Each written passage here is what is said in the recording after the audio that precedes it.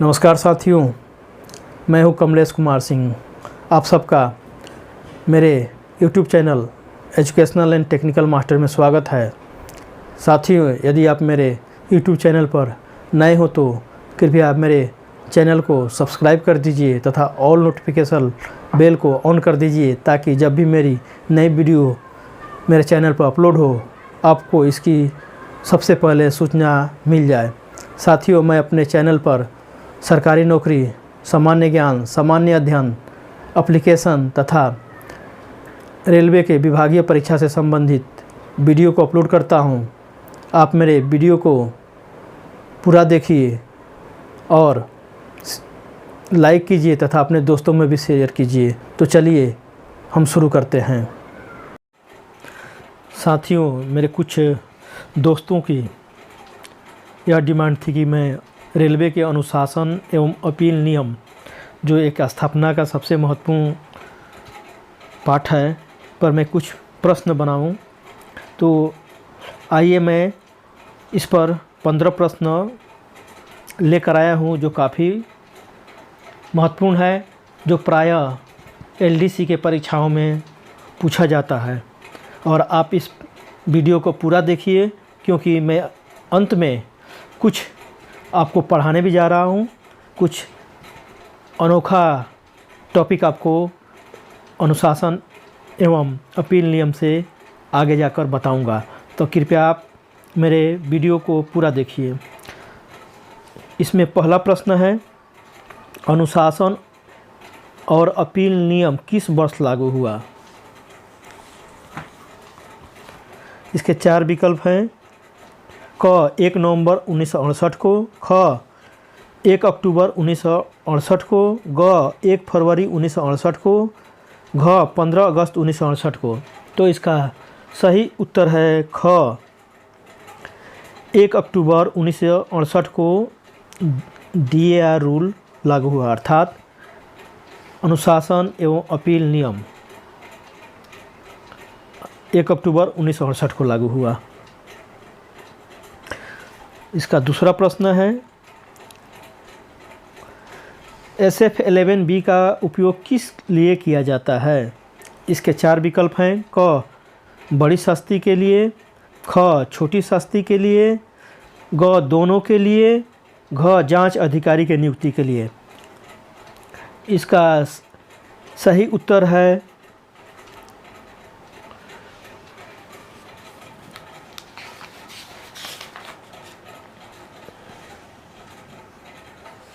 ख छोटी शास्ति के लिए।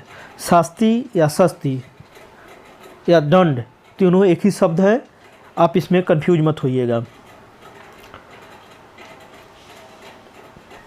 प्रश्न 3, जांच अधिकारी के नियुक्ति के लिए कौन सा मानक फर्म का प्रयोग किया जाता है? इसमें 4 मानक फर्म का नाम दिया गया है। क में है SF5, ख SF11, ग SF7, घ SF10। इसका सही उत्तर है ग SF7, अर्थात SF7।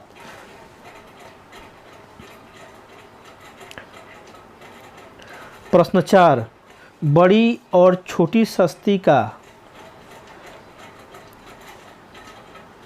यहाँ तलाबे से होगा, शास्ति का आरोप पत्र जारी करने के लिए कौन सा मानक फर्म का उपयोग किया जाता है? जैसा हम जानते हैं कि बड़ी शास्ति को लगाने के लिए SF5 तथा छोटी शास्ति को लगाने के लिए SF11 जारी किया जाता है। तो इसके 4 विकल्प ये हैं।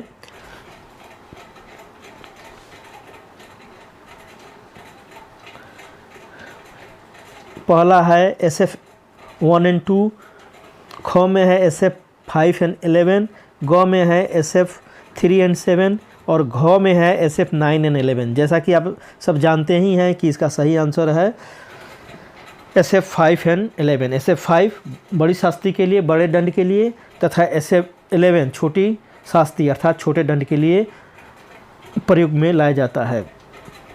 आगे देखते हैं प्रश्न संख्या 5।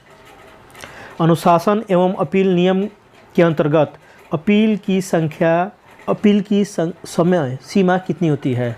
अर्थात आपको अगर SF5 मिला है तो आप कितने दिन में इसका अपील कर सकते हैं? इसके 4 विकल्प हैं: क 15 दिन, ख 45 दिन, ग 35 दिन, घ 20 दिन। तो इसका सही उत्तर है 45 दिन। आपको 45 दिन के अंदर इसके लिए अपील करना है। इसके लिए अपील अधिकारी होते हैं, अपील करना है।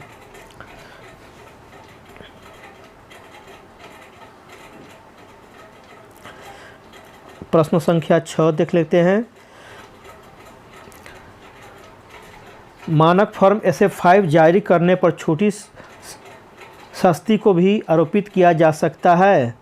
इसके 4 विकल्प हैं: क में है सही है ये, ख में है गलत,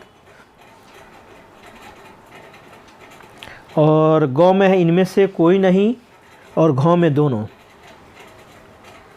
तो इसका सही उत्तर होगा क, सही। अर्थात आप देख रहे हैं कि यहाँ पर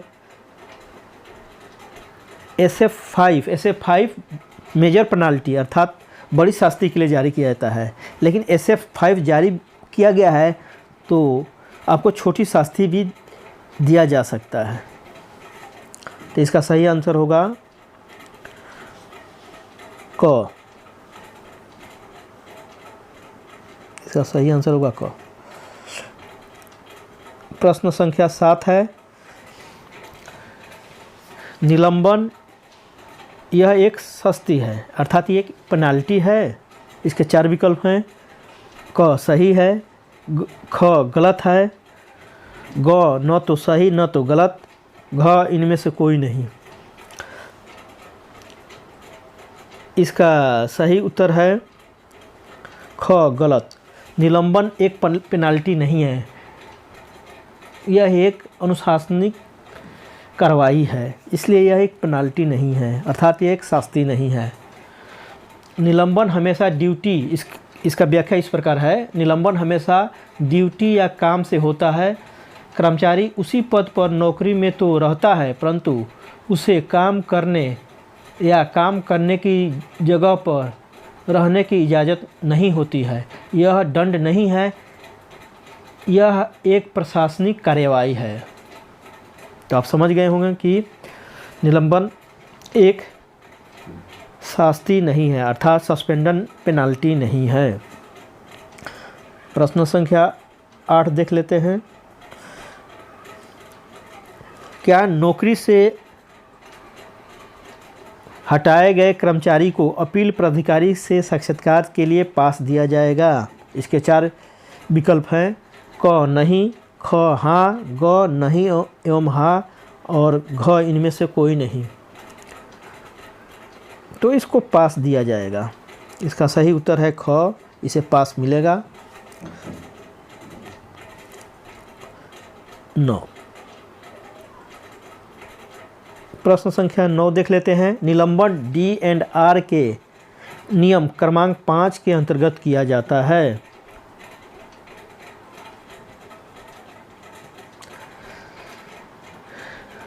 इसके 4 विकल्प हैं: क हाँ, ख नहीं, ग कभी नहीं, घ इनमें से कोई नहीं।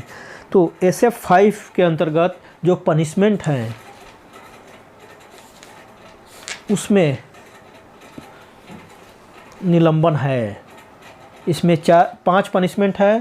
पहला है SF5 के अंतर्गत नियत अवधि के लिए वेतन क्रम के निचले स्टेज पर अवनति, जिसमें यह निर्देश हो कि अवधि के समाप्त होने पर अवनति का प्रभाव भावी वेतन वृद्धि पर होगा या नहीं, अर्थात इसके इंक्रीमेंट पर प्रभाव पड़ेगा कि नहीं। दूसरा इसमें पनिशमेंट है बड़ी SF5 में किसी निचले वेतन क्रम, ग्रेड या पद या सेवा में अवनति, अर्थात डिग्रेशन है इसमें।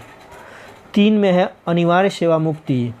4 इसका पनिशमेंट है, चौथा पनिशमेंट सेवा से हटाना अर्थात रिमूवल, और 5वां है बर्खास्त करना, अर्थात SF5 में ये सस्पेंशन रहता है। इसका सही उत्तर होगा हाँ। प्रश्न 10 है, क्या अप्रेंटिसों पर DNR का प्रयोग किया जा सकता है? DNR का प्रयोग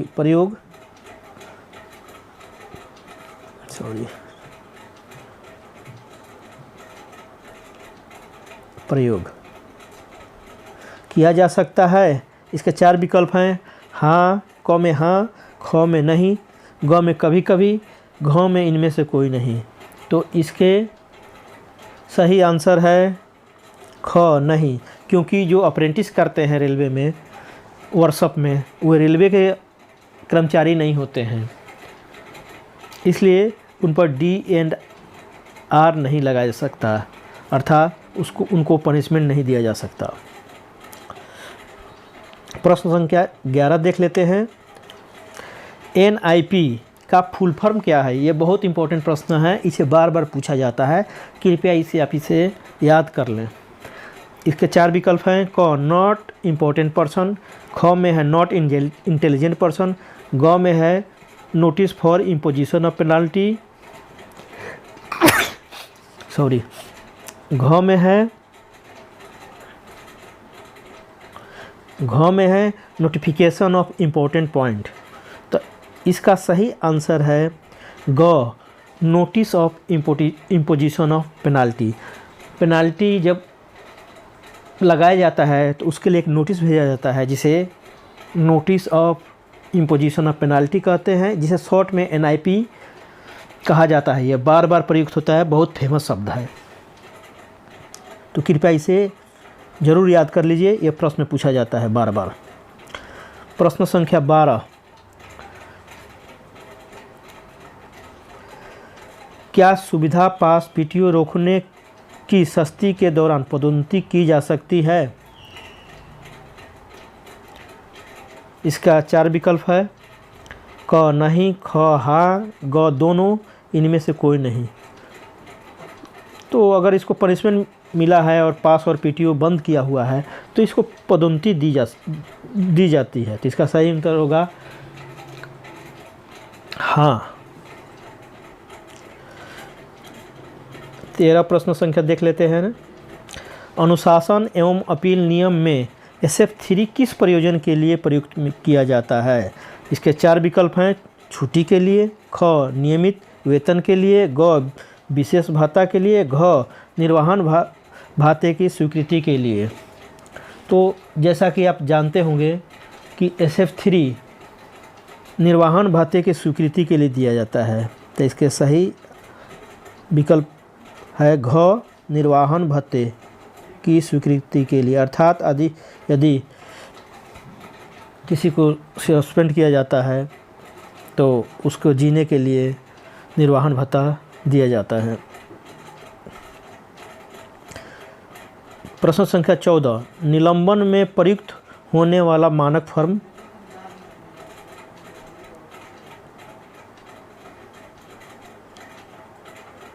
निलंबन में प्रयुक्त होने वाला मानक फॉर्म नंबर क्या है? क SF2, ख SF3, ग SF1, घ SF4। तो निलंबन के लिए जैसा हम जानते हैं कि SF1 का प्रयोग किया जाता है, ये इसका सही आंसर है विकल्प ग SF1। प्रश्न संख्या 15 देख लेते हैं। छोटी शास्ति देने के लिए कौन सा मानक फॉर्म जारी किया जाता है? इसके 4 विकल्प हैं, SF2, ख में है SF5, ग में है SF7, घ में है SF11। जैसा आप सभी जानते हैं कि माइनर पेनाल्टी अर्थात छोटी शास्ति के लिए SF11 दिया जाता है, तो इसका सही आंसर है घ SF11। साथियों, अनुशासनिक कार्रवाई के लिए अनुशासन एवं अपील नियम के मानक फॉर्म निम्न प्रकार हैं, जिसे मैं नीचे बताने जा रहा हूं। कृपया आप इसे नोट कर लीजिए और याद कर लीजिए। SF1 निलंबन के लिए प्रयुक्त होता है। SF2 माना गया निलंबन उसे मानते हैं जब आप किसी पुलिस के कस्टडी में 48 घंटे तक रहते हैं तो आपको यह मान लिया जाएगा कि आप सस्पेंड हैं, तो इसे माना गया निलंबन बोलते हैं। अर्थात आप पुलिस के कस्टडी में 48 घंटे हैं तो आपको माना हुआ निलंबन माना जाएगा, अर्थात सस्पेंड आपको मान लिया जाएगा। SF3 निर्वाहन भत्ते की स्वीकृति। अगर सस्पेंड किया गया है तो आपको जीने के लिए कुछ भत्ता चाहिए, तो उसके लिए SF3 जारी किया जाता है। SF4 निलंबन से बहाली। अगर किसी को सस्पेंड किया गया है तो उसे फिर से लेना है, बहाल करना है, तो हम SF4 जारी किया जाता है मानक फर्म। SF5 बड़ी सस्ती मेजर पेनाल्टी है, उसे SF5 के द्वारा जारी किया जाता है मानक पद फर्म। SF5 है ये। SF6 दस्तावेजों के निरीक्षण की अनुमति नहीं देने का आदेश SF6 में है। SF7 में है जांच अधिकारी की नियुक्ति, ये इंपॉर्टेंट है, ये भी पूछा जाता है बार बार। SF8 में है प्रस्तुति आयुक्त अधिकारी की नियुक्ति। प्रस्तुति अधिकारी प्रशासन का पक्ष प्रस्तुत करने के लिए नियुक्त होता है, तो इस प्रस्तुति अधिकारी की नियुक्ति SF8 के द्वारा की जाती है। SF9 यह पहले था लेकिन इसे अब हटा दिया गया है। यह फर्म कारण बताओ नोटिस के रूप में प्रयुक्त होता था, अर्थात इम्प्लाई से हम कारण बताओ पूछते थे, उसके लिए प्रयोग होता था, तो इसे अभी हटा दिया गया है।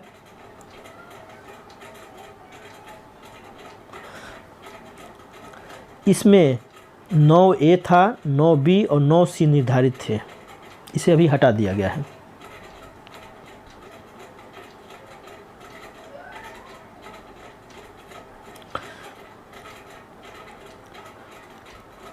SF10 SF10 ये है संयुक्त कार्यवाही का आदेश। SF10 में और भी हैं, 10A है, देख लेते हैं इसको। 10A में है संयुक्त कार्यवाही में जांच अधिकारी की नियुक्ति। अगर संयुक्त कार्रवाई हो रही है उसमें जांच अधिकारी की नियुक्ति करना है तो मानक फर्म 10A जारी किया जाएगा। 10B कब जारी किया जाएगा मानक फर्म? संयुक्त कार्यवाही में प्रस्तुति अधिकारी की नियुक्ति अब करते हैं। अगर प्रस्तुति अधिकारी की तो SF10B जारी किया जाएगा। और जैसा कि हम जानते हैं SF11 ये माइनर पेनाल्टी है। SF11 माइनर पेनाल्टी है।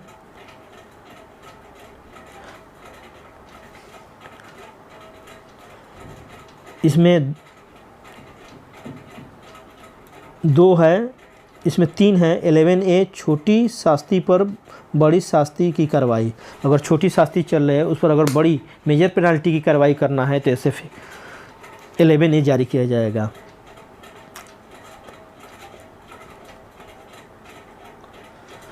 B तब जारी किया जाएगा जब छोटी शास्ति में जांच करने की कार्रवाई करना हो तो SF11B जारी किया जाएगा।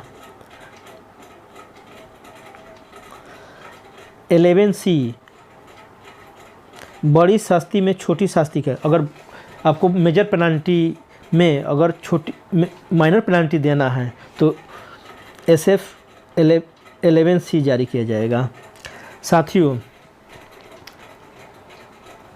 एक महत्वपूर्ण प्रश्न यह है जो मेरे परीक्षा में पूछा गया था, इसका जवाब आप सब मुझे कमेंट करके बताइएगा। प्रश्न है, अनुशासन एवं अपील नियम 1968 के किस नियम संख्या के तहत रेलवे सेवा से कर्मचारी को हटा दिया जाता है? इसके 4 विकल्प हैं। क 14(2), ख 15, ग 6, घ 9। इसका उत्तर आप सब कमेंट करके मुझे बताइए। मैं अगले वीडियो में इसका जवाब बता दूंगा यदि आपको सबको नहीं आता है। यह प्रश्न काफ़ी इम्पोर्टेंट है। साथियों, कुछ मैं अनुशासन एवं अपील नियम से संबंधित कुछ शब्द संक्षेपण लाया हूं जिसे आप काफ़ी पसंद करेंगे। इसमें पहला है NIP जिसे आप जानते ही हैं, काफ़ी फेमस है। इसका बार बार प्रयोग किया जाता है और परीक्षाओं में बार बार पूछा जाता है। NIP का फुल फॉर्म है notice for imposition of penalty, अर्थात जब हम पेनाल्टी लगाते हैं तो उसके लिए जो नोटिस भेजा जाता है उसे NIP बोलते हैं। तो आप समझ गए होंगे NIP का फुल फॉर्म। AA का फुल फॉर्म है अपॉइंटिंग अथॉरिटी, अर्थात नियुक्ति अधिकारी। नियुक्ति प्राधिकारी वह होता है जिसे किसी कर्मचारी को उसकी सेवा या पद पर नियुक्त करने का अधिकार है। ये होता है अपॉइंटिंग अथॉरिटी, AA अर्थात अपॉइंटिंग अथॉरिटी। 3 नंबर पर है DA अर्थात डिसिप्लिनरी अथॉरिटी, अर्थात हिंदी बोले में इसका नाम है अनुशासिक अधिकारी। अनुशासिक अधिकारी वह होगा जिसे नियमों के अनुसार छोटी या बड़ी दंड लगाने का अधिकार होगा, अर्थात माइनर पेनाल्टी और मेजर पेनाल्टी लगाने का जिसे अधिकार होगा उसे डिसिप्लिनरी अथॉरिटी बोलते हैं। इसका शॉर्ट फॉर्म DA होता है और फुल फॉर्म होता है डिसिप्लिनरी अथॉरिटी। 4 नंबर में है EO इंक्वायरी ऑफिसर। जैसा कि नाम से पता है इसका हिंदी होता है जांच अधिकारी। अनुशासिक अधिकारी जिस अधिकारी को अनुशासनिक कार्रवाई में जांच के लिए नामित करे वह जांच अधिकारी कहलाता है, अर्थात EO का फुल फॉर्म है इंक्वायरी ऑफिसर।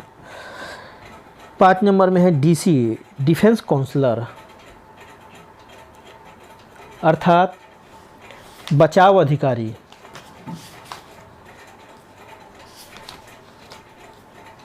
यह अधिकारी जिस पर पेनाल्टी लगी है उसका बचाव का काम करता है। एक 6ठा है PO प्रेजेंटिंग ऑफिसर, अर्थात प्रस्तुति अधिकारी। वैसा अधिकारी जो प्रशासन का पक्ष प्रस्तुत करने के लिए जांच के समय एक नामित किया जाता है उसे प्रस्तुति अधिकारी बोला जाता है। तो PO प्रेजेंटिंग ऑफिसर है, इसका फुल फॉर्म है प्रेजेंटिंग ऑफिसर। तो साथियों, मुझे आशा है कि यह एब्रिविएशन आपको काफ़ी पसंद आया होगा। आपसे विशेष निवेदन यह है कि यदि आप सरकारी नौकरी से संबंधित जानकारी चाहते हैं या अपने बच्चों को सरकारी नौकरी के बारे में बताना चाहते हैं तो कृपया मेरे वेबसाइट https://sarkarinokri-directory.blogspot.com पर जाकर क्लिक कीजिए। और आपसे विशेष रिक्वेस्ट है कि आप मेरे YouTube channel educational and technical master को अवश्य सब्सक्राइब कीजिए, लाइक कीजिए तथा अपने दोस्तों में भी शेयर करिए ताकि आपको नए नए वीडियो की सूचना मिल सके। आप मेरे पूरा वीडियो को देखिए साथियों, आप मेरे पूरा वीडियो को देखिए, अपने साथियों में शेयर कीजिए ताकि अधिक से अधिक हमारे साथी इसका लाभ उठा सके तथा उनका सफलता सुनिश्चित हो सके। साथियों, आप मुझे आगे सब्सक्राइब करके मेरे चैनल को आगे बढ़ाते रहिए। मैं आप सबके लिए कुछ निःशुल्क क्लास स्थापना, राजभाषा तथा परिवहन से संबंधित लेकर आना चाहता हूं। तो आप मुझे मेरे चैनल को सब्सक्राइब करवाकर आगे बढ़ाइए ताकि मैं आप सबके लिए निःशुल्क क्लास इस YouTube चैनल के माध्यम से ला सकूं। तो साथियों, मेरा पूरा वीडियो देखने के लिए आप सबका तहे दिल से धन्यवाद। कृपया आप मेरे वीडियो को देखते रहिए तथा कमेंट भी कीजिए।